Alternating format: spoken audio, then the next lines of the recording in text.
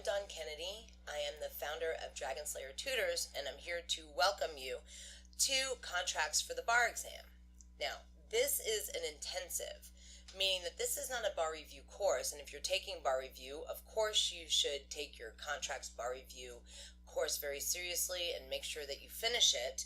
But this is designed for someone who's already completed the substantive material, and this is a how-to course or a how-to guide to how to tackle contracts every time you see it on your exam. Now, contracts is tested on both the MBE, of course, and your essays. If you are taking the FYLSE in California, then you will find a contracts question tested at least once every exam cycle on the essays. If you're not, chances are you're going to have a contracts question, even if it's not a full contracts. Oftentimes you'll see it crossed over with real property and maybe some remedies. The nice thing about contracts is it's very heavily rule-based, and for some students they like rule-based material, meaning that there's an answer just about every time, even where there's a discussable issue. For some people, though, they don't particularly care for contracts because they don't like rule-based subjects. They prefer maybe a subject that gives them a little more room to be creative, if you will, maybe some crim law and procedure, some con law. But, this is a course that is very straightforward in that once you get the elements down, they're the same every single time. Unlike some of your other courses, which have different elements for every single topic, that's not the case here in contracts. You're going to also start your essay in the exact same place every single time. And for that reason, this course is actually pretty straightforward.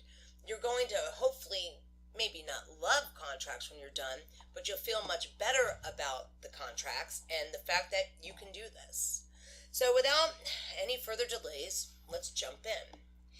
I want to start with keys to contracts because once you understand some of the keys, then you know what you need to do to study to help yourself be successful. First and foremost, contracts is generally tested in just two parts. You have your formation issues, and then you have your performance issues. It's very important that you always find an enforceable contract at law before you even bother looking for performance issues. And for this reason, that is why it's two parts. All of your formation stuff must be done first, and then and only then are you going to look for performance. If you find that a contract wasn't actually formed, then you'll never look for breach.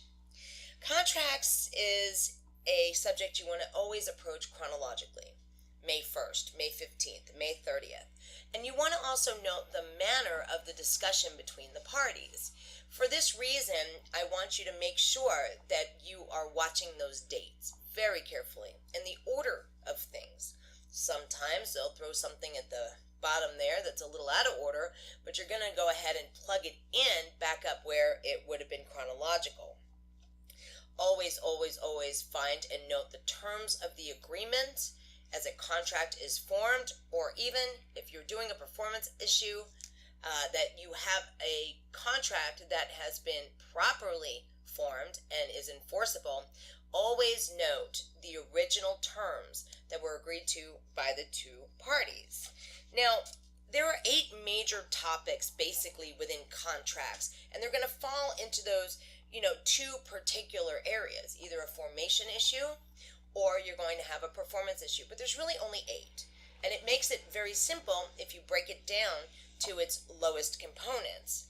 The first 2 subject areas or topics are going to appear in every single essay you ever write. Kind of nice that that happens, because then you just need to focus on understanding and spotting the first 2, and guess what? Then the rest of them you'll be able to fill in from there. Now, the very, very first organization topic in contracts is going to be governing law. Always. Why?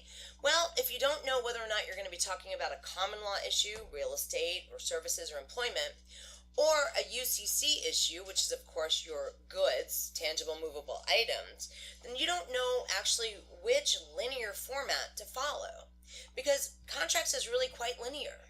Yes, we have a lot of rules, and no, not every rule is discussable in every essay, but once you figure out which side you're on, UCC or common law, and really which I guess, part of the essay that you're going to find your discussable issues, you should be able to plug it in very quickly and make sure you get maximum points.